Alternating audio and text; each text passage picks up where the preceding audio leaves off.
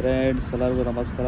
ಸಿರಾಕೆ ಗ್ಯಾರೇಜ್ಗೆ ಒಂದು Swift Dzire diesel vehicle ಬಂದಿದೆ sir. ಇದು ನಾವು ಊರಿಂದ ಬರ್ತಾ ರೇಟ್ರ್ ಡ್ಯಾಮೇಜ್ ಆಗಿತ್ತು. ರೇಟ್ರ್ ಮಾಡ್ಕೊಂಡು ಬಂದಿದ್ದೀವಿ. ಓವರಾಲ್ ಮಾಡ್ಕೊಂಡು ಬಂದ ತಕ್ಷಣ ಟೆಂಪ್ರೇಚರ್ ಫುಲ್ ಮೇಲ್ಗಡೆ ಹೋಗ್ತೈತೆ ಸರ್.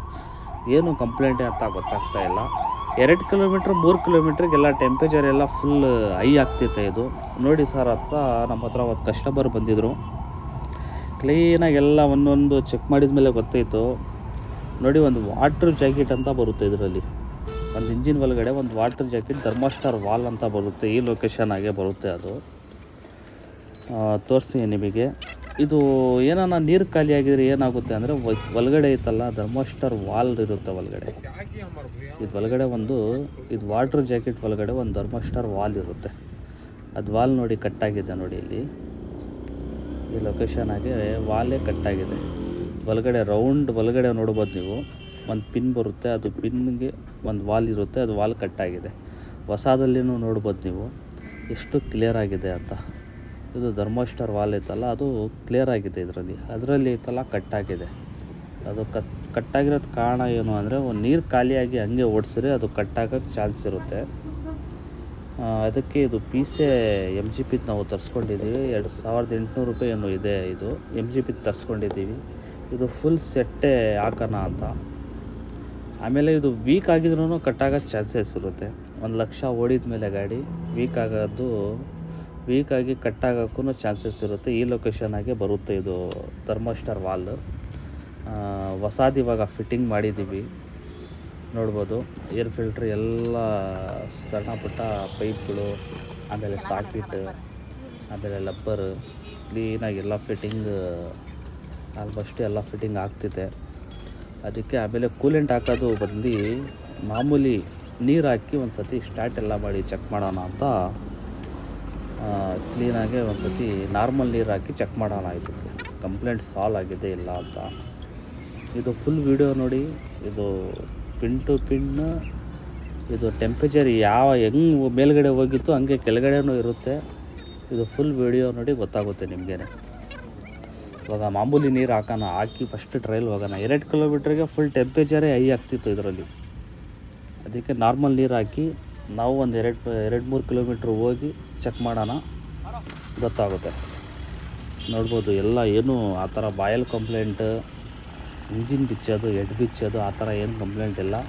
ಬರೀ ಒಂದು ವಾಟರ್ ಜಾಕೆಟ್ ಕಂಪ್ಲೇಂಟ್ ಇತ್ತು. ವಾಟರ್ ಜಾಕೆಟ್ ಫಿಟ್ಟಿಂಗ್ ಮಾಡಿದ್ದೀವಿ. ಇವಾಗ 2-3 ಕಿಲೋಮೀಟ್ರ್ ಹೋಗಿ ನೋಡೋಣ ಕಂಪ್ಲೇಂಟ್ ಸಾಲ್ವ್ ಆಗಿದೆ ಇಲ್ಲ ಅಂತ. ಟ್ರಯಲ್ ಹೋಗ್ತಾ ಇದ್ದೀವಿ ನಾವು. ಅಂಗಡಿ ಹತ್ರ ಒಂದು ವೆಲ್ಕಮ್ ಬೋರ್ಡ್, ಸಿರಾ ವೆಲ್ಕಮ್ ಇತ್ತಲ್ಲ, ವೆಲ್ಕಮ್ ಬೋರ್ಡ್ವರೆಗೂ ಒಂದು ಸ್ವಲ್ಪ ಮುಂದೆ ಹೋಗಿ ತಿರ್ಗಾ ಟರ್ನ್ ಮಾಡಿ ಹೋಗೋಣ ಅಂತ ತೊಗೊಂಡು ಬರೋಣ ಅಂತ ಹೋಗ್ತಾ ಇದ್ದೀವಿ.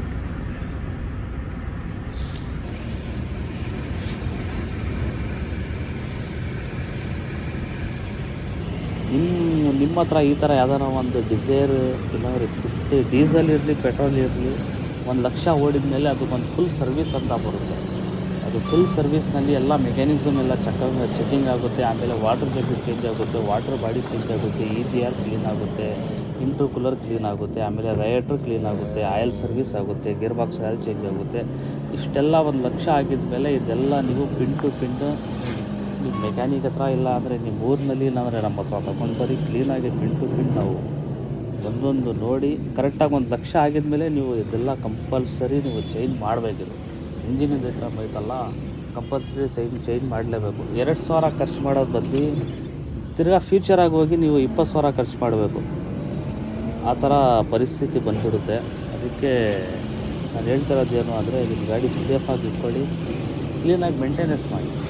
ಮೇಂಟೆನೆನ್ಸ್ ಭಾಳ ಇಂಪಾರ್ಟೆಂಟ್.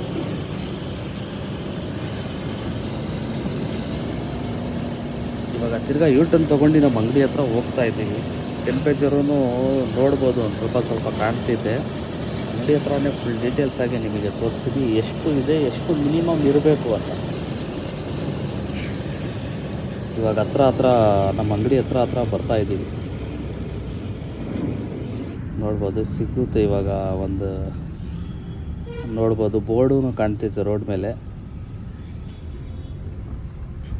ನೋಡಿ, ಇದೆ ನಮ್ಮ ಅಂಗಡಿ. ಸ್ಟಾಪ್ ಮಾಡೋಣ, ಚೆಕ್ ಮಾಡೋಣ ಸ್ಟಾಪ್ ಮಾಡಿ ಎಷ್ಟು ಇದೆ ಅಂತ.